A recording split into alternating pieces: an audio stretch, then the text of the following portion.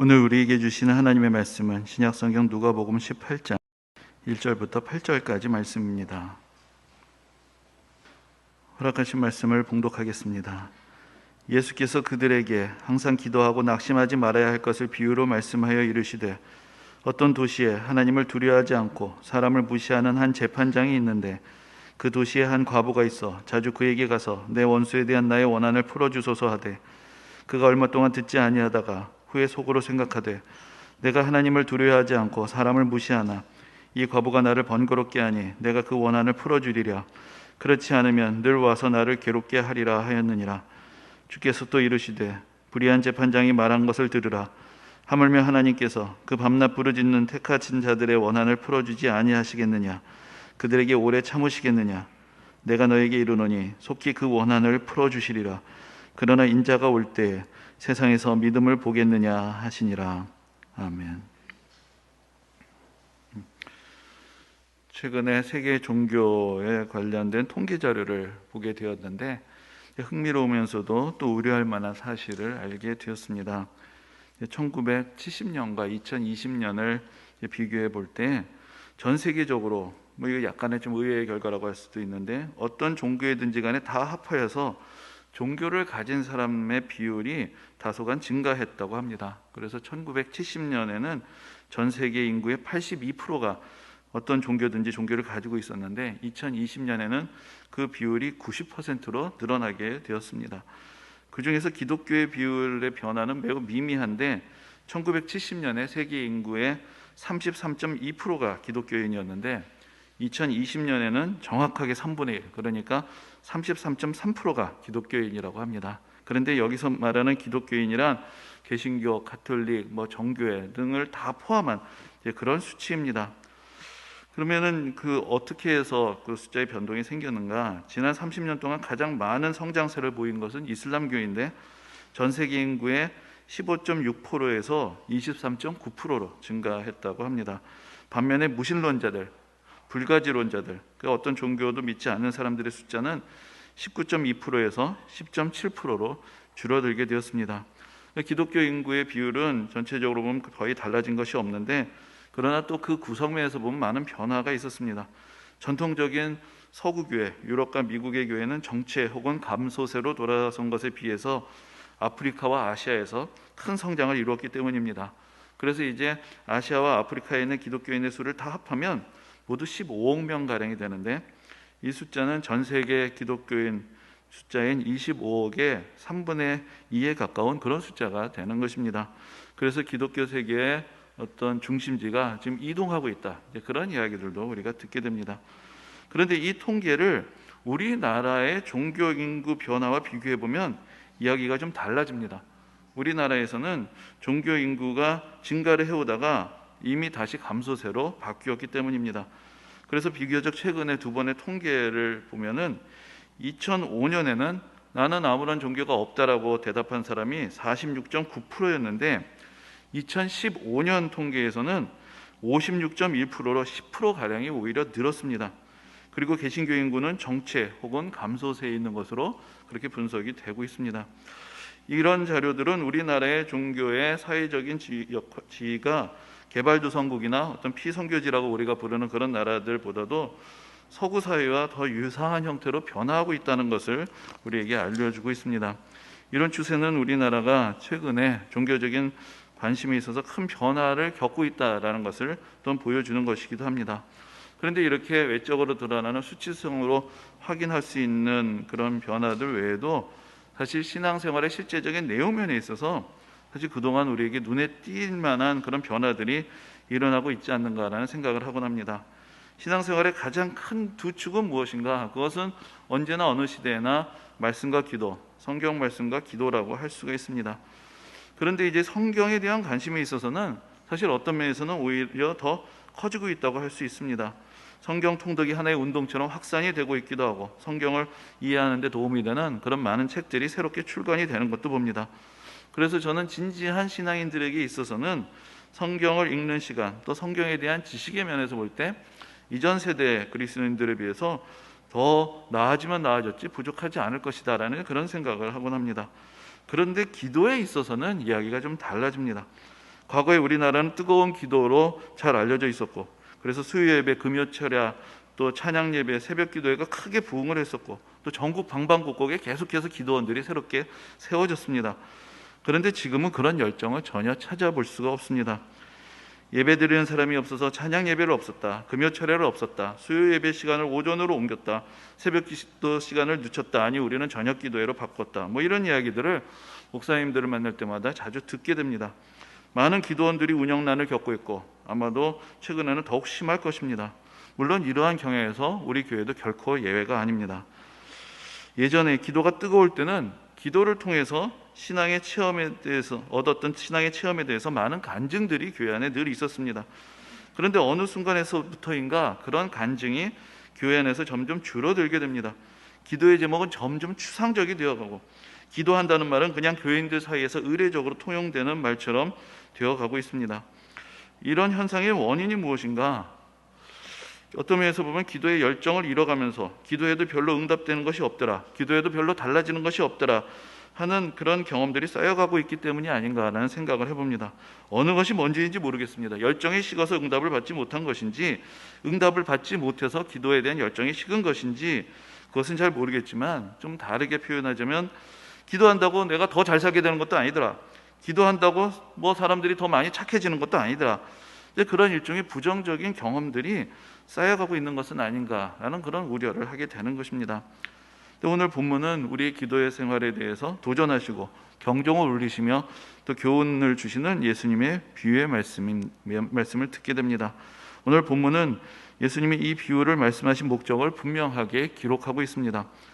바로 항상 기도하고 낙심하지 말아야 한다는 것입니다. 오늘 본문에는 두 사람이 등장을 합니다. 한 사람은 재판장이고 또 한 사람은 그 재판장에게 자신의 억울함을 호소하는 한 과부입니다. 그런데 이 재판장은 자타가 공인하는 하나님을 두려워하지 않고 사람을 무시하는 사람입니다.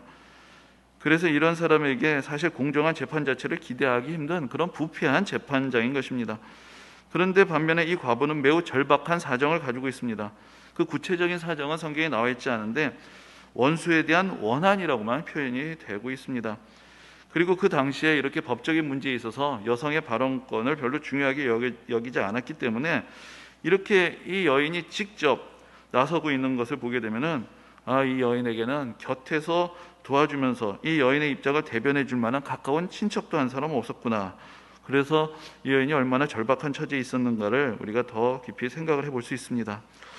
저는 오늘 본문 속에 이 여인의 사정에 대해서 생각해 볼 때 가장 먼저 떠오르게 되는 것이, 어쩌면은 이 여인의 남편이 죽으면서 남긴 재산을 누군가가 가로챈 것이 아닐까 하는 생각이 들기도 합니다.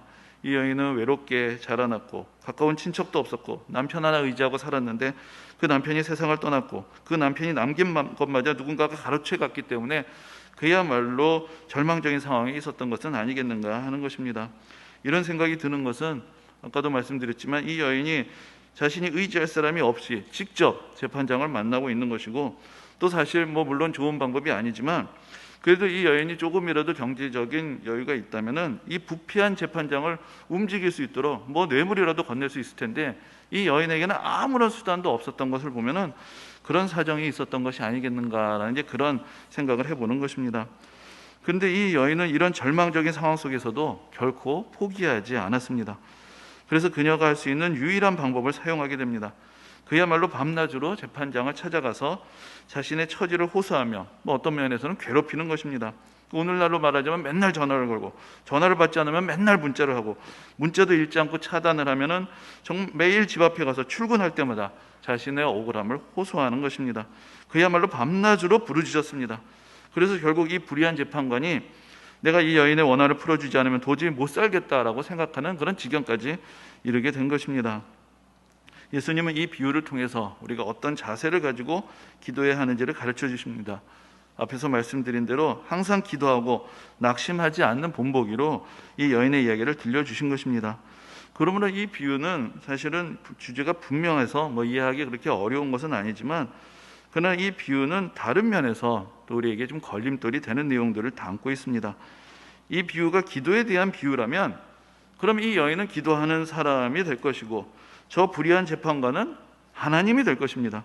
그럼 왜 예수님이 하나님을 불의한 재판관으로 비유하셨는가라는 그런 질문이 떠오르게 됩니다. 이 문제를 먼저 해결하기 위해서는 이러한 비유들을 말씀하실 때 예수님께서 사용하시는 방법에 대해서 이해하는 것이 필요합니다. 그것은 더 나쁜 상황을 가정하여서 말씀을 하시고, 만약에 그렇다면 그보다 더 좋은 상황에서는 더 좋은 결과가 있지 않겠느냐라고 그렇게 가르쳐 주시는 것입니다. 하나님이 불의한 재판관이라는 말씀이 아니라 이렇게 불의한 재판관도 간절하게 간청하는 과부의 청원을 들어줄 수밖에 없었다면 의로우신 재판관이신 하나님이 우리의 기도를 외면하실 리가 없다. 이것을 우리에게 말씀해 주시는 것입니다. 그런데 사실 오늘 본문에서 우리에게 받아들이기 힘든 것이 또 있습니다. 그러면 왜 그렇게 선하고 의로우신 하나님이 실제로 우리의 현실 속에서 우리의 기도는 외면하시느냐라는 것입니다. 거꾸로 저렇게 불의한 재판관도 간절한 청원은 들어주는데 왜 내 기도는 응답받지 못했고 내 기도는 이루어지지 않았는가라는 그런 또 다른 질문은 여전히 남아있게 되는 것입니다. 게다가 예수님이 속히 그 원한을 풀어주시리라라고 말씀하시는 것을 듣게 되면 그 속히라는 말씀 때문에 우리의 의문은 더 커지게 됩니다. 기도의 응답을 받는 경우가 있다고 해도 속히 응답받는다는 것은 그렇게 일반적인 경험이 아니기 때문입니다. 그래서 하나님이 정말로 속히 응답하시는지 우리는 문제를 제기하고 의문을 제기할 수밖에 없습니다. 그런데 우리가 이러한 우리의 질문을 가지고 본문을 다시 읽어보게 될 때 예수님의 말씀 속에서 간과해서는 안 되는 것이 있습니다. 이 재판관은 어떤 사람입니까? 이 재판관은 불의한 재판관입니다. 그런데 이 과부는 불의하지 않았습니다. 이 과부의 청원은 정당한 것입니다. 만일 반대로 누군가가 저 불쌍한 과부의 재산을 가로채기 위해서 재판장을 쫓아다니고 있다면 어떻게 될까요? 그렇다면 이야기는 완전히 달라지게 될 것입니다. 이 약한 사람은 이 불의한 재판관을 움직일 수 있는 매우 중요한 수단을 가지고 있습니다. 아마도 그 사람은 재판장과 모종의 딜을 하고자 할 것입니다. 만일 자기를 도와주어서 저 재산을 얻을 수 있도록, 빼앗을 수 있도록 도와주면은 그 이익의 일부를 주겠다라고 제안을 할 수도 있을 것입니다. 그렇게 되면은 이 사람은 재판관에게 그렇게 오랜 기간을 부탁하고 애원할 필요가 없을 것입니다. 아니, 만일 그 사람이 재판관보다 더 높은 지위에 있다면 그 기간은 훨씬 단축이 될 것입니다. 어쩌면 오늘날로 말하자면 전화 한 통으로 모든 것이 다 끝나버릴 수도 있습니다. 하지만 여러분들이 만일 그런 이야기를 듣게 된다면 어떻게 생각하시겠습니까?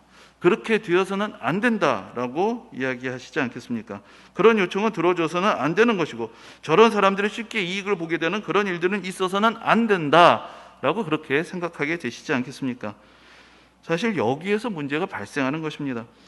현실적으로 생각할 때 대부분 어떤 분쟁이 발생해서 재판까지 가게 되는 경우에 당사자 간의 잘잘못을 따지는 것이 그리 쉽지 않은 경우가 많습니다. 서로가 각자의 사정이 있고 다들 억울하다고 주장하기 때문입니다. 그래서 누구의 말이 옳은지를 분간하기가 쉽지 않습니다.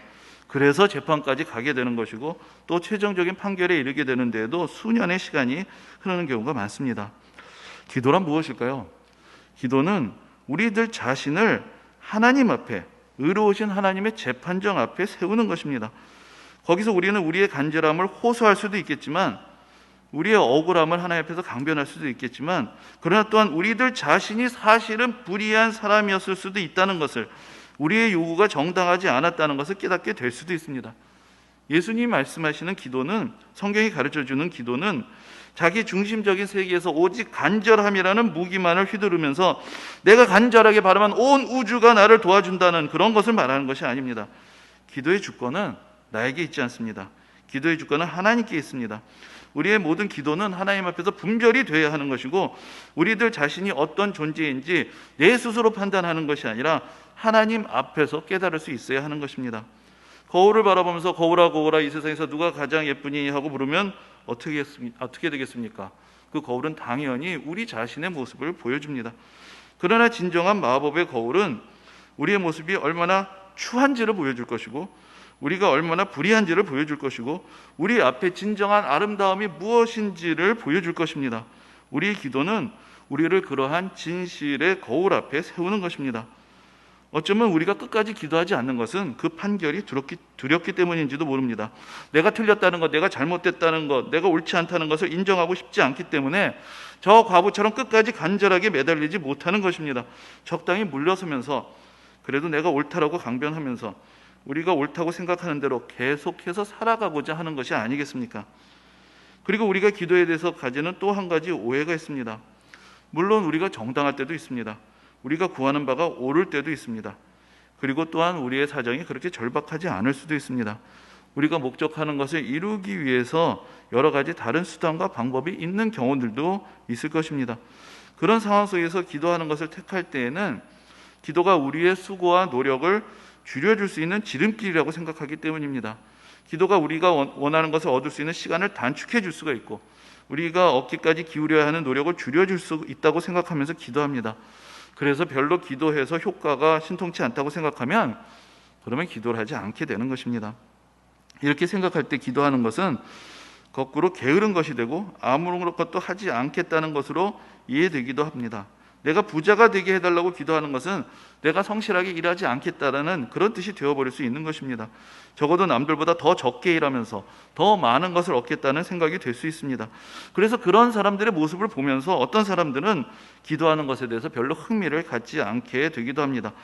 우리의 힘과 노력으로 우리가 원하는 것을 얻을 수 있다고 생각을 하면 굳이 기도할 이유를 찾기가 어렵고 또한 기도에 응지하는 사람들은 삶을 개선하고자 하는 그런 의지가 박약하고 노력이 부족한 사람들이다라는 그런 생각도 하게 되는 것입니다. 하지만 우리가 살아가고 있는 이 별로 의롭지 못한 세상, 불확실한 세상 속에서 설령 우리가 바른 길을 가고 있다고 할지라도 정말로 우리가 추구하는 선한 목표가 반드시 이루어진다는 보장은 어디에도 없습니다. 그때 우리에게 필요한 것이 무엇입니까? 그것이 바로 믿음입니다. 이 세상이 불의하게 보이고 여러 가지 난관이 기다리고 있겠지만 그러나 반드시 옳고 그른 것은 드러나게 되어 있는 것이고 정직하고 진실된 삶은 보답을 받는 것이고 나의 모든 노력과 수고는 헛되지 않을 것이라는 믿음, 확신이 필요합니다. 그렇지 않다면 우리는 끝까지 노력할 수가 없고 그 모든 어려움을 이겨낼 수가 없고 우리를 향한 모든 오해와 모함과 비방과 방해를 견뎌낼 수가 없습니다. 결국은 포기하게 되고 상처받은 마음으로 이 세상의 불의함을 경험하고 낙심한 마음으로 살아가게 될 것입니다. 만일 하나님이 살아계시지 않는다면, 의로우신 하나님이 살아계시지 않는다면, 선하신 하나님께서 살아서 역사하시지 않는다면 우리는 무엇을 근거로 해서 나의 정당함이 인정을 받을 것이고 나의 모든 정당한 수고가 헛되지 않을 것이라는 것을 확신할 수 있습니까?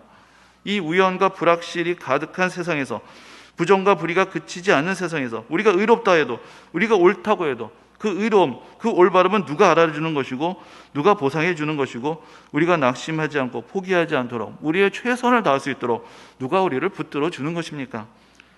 우리가 기도할 때 우리는 바로 그 확신을 얻게 되는 것입니다. 우리가 기도할 때 우리는 선하고 의로우신 하나님을 만날 수 있고 그분이 우리와 함께 하심을 깨달을 수 있습니다. 이 세상이 우연에 맡겨지는 것 같이 보이고 오직 확률만이 지배하는 것 같이 보이고 불의가 승리하는 것 같이 보일지라도 기도하는 사람은 그의 눈앞에 다른 세계가 펼쳐지는 것을 보게 됩니다. 그 세상 속에서는 정의가 승리하고 억울한 사람이 원한을 풀고 정당한 노력이 대가를 받고 하나님의 넘치는 은혜가 우리와 함께 하시는 것을 경험하게 됩니다. 기도할 때 보이는 세상은 우리가 현실에서 경험하는 세상과는 다른 것입니다. 우리는 기도하면서 우리가 경험하는 세상의 이면에 하나님께서 다스리시는 또 다른 세계가 있고 그 세상 속으로 하나님께서 우리를 가까이 부르시는 것을 느낍니다.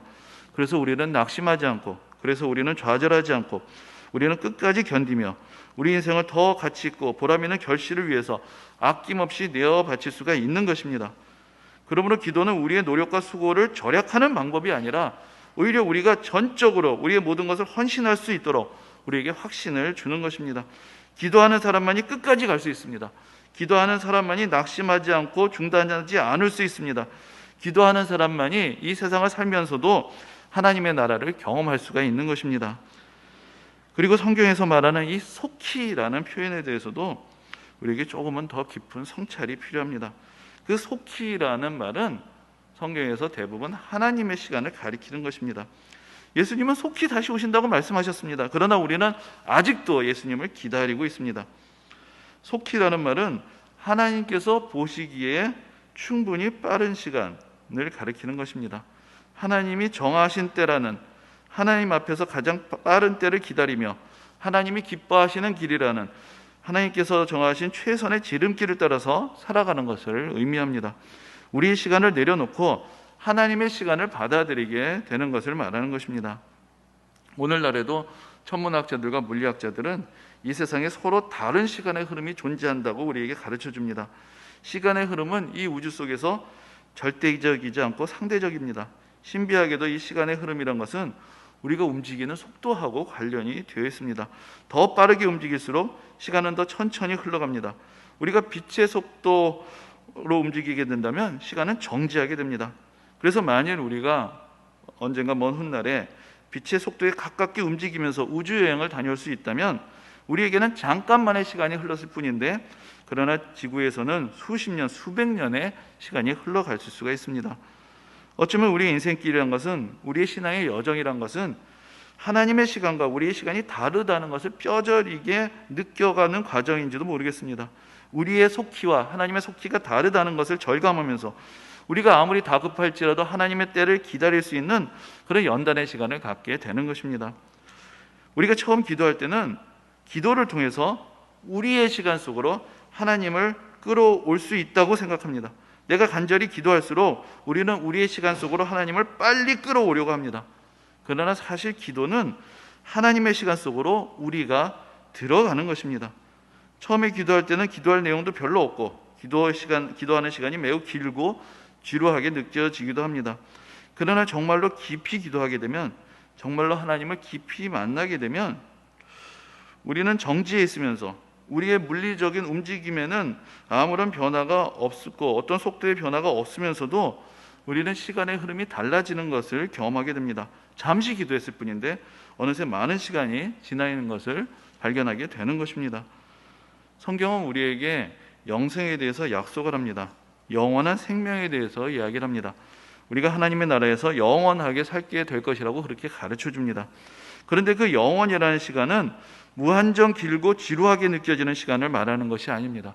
영원이라는 시간은 하나님의 시간입니다. 그 시간 속에서 우리는 아마도 시간이 흐른다는 것 자체를 아예 깨닫지 못하게 될 것입니다. 모든 것이 놀랍고 모든 것이 은혜롭고 모든 것이 행복해서 마치 시간이 정지된 것처럼 느껴지는 그런 시간, 그런 삶으로의 초대가 바로 천국으로의 초대이며 하나님의 백성으로서의 삶이 되는 것입니다. 그래서 속히라는 말은 틀린 말이 아닙니다. 다만 그 속히를 속히로 받아들일 수 있는 우리의 믿음이 우리에게 부족할 뿐입니다. 우리가 간절히 기도하게 되기까지 앞으로 우리는 더 많은 각성이 필요할 것입니다. 내가 하나님 앞에서 불의하고 악한 자라는 깨달음, 선하신 하나님이 살아계신다는 깨달음, 하나님께서 정하신 때가 우리에게 가장 유익한 때라는 확신이 우리에게 필요합니다. 그리고 기도를 통해서 이 모든 것을 얻게 된다는 그런 믿음이 필요합니다. 예수님은 오늘 본문 마지막에서 인자가 올 때 세상에서 믿음을 보겠느냐라고 우리에게 질문하십니다. 이 말씀은 성경에 나오는 예수님께서 하신 말씀 중에서도 가장 마음이 아픈 그런 말씀 중에 하나입니다. 우리의 속내가 다 드러난 듯한, 그래서 믿음을 잃고 기도를 잃어버린 우리의 모습을 그대로 들여다보시는 듯한 그런 말씀이기 때문입니다. 그러면 예수님께서 보시기를 원하시는 그런 믿음은 어떤 것일까요? 선하신 하나님께서 살아계심을 믿고 하나님의 시간을 받아들이며 하나님이 인도하시는 진정한 인생의 지름길을 따라서 하나님 나라의 가치를 추구하면서 살아가는 그런 삶이 진정한 믿음의 길이고 진정한 기도의 길이 될 것입니다. 앞으로 우리의 기도는 쉽지 않을 것이고 우리의 기도에는 많은 장애물들이 가로막고 있을 것입니다. 그러나 우리가 기도하면 우리는 선하신 하나님이 우리의 기도를 들으시고 응답하시며 은혜를 베푸시고 우리의 삶을 더 큰 행복과 보람으로 인도하시며 우리가 더 나은 사람이 될 수 있도록 더 많은 사랑과 더 많은 인내와 더 많은 긍휼의 사람으로 더 성숙한 신앙과 인격을 가진 사람으로 변화시켜 주시는 것을 경험하게 될 것입니다. 그러나 또한 그와 더불어 우리의 시간이 아니라 하나님의 시간을 받아들이고 우리의 뜻이 아니라 하나님의 뜻을 따르는 그런 순종하는 믿음의 길도 함께 배우게 될 것입니다.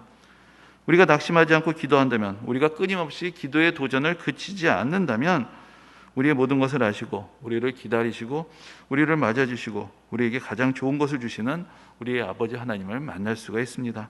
이 은혜가 모든 성도님들에게 함께 하시기를 우리 주님의 이름으로 축원합니다. 아멘.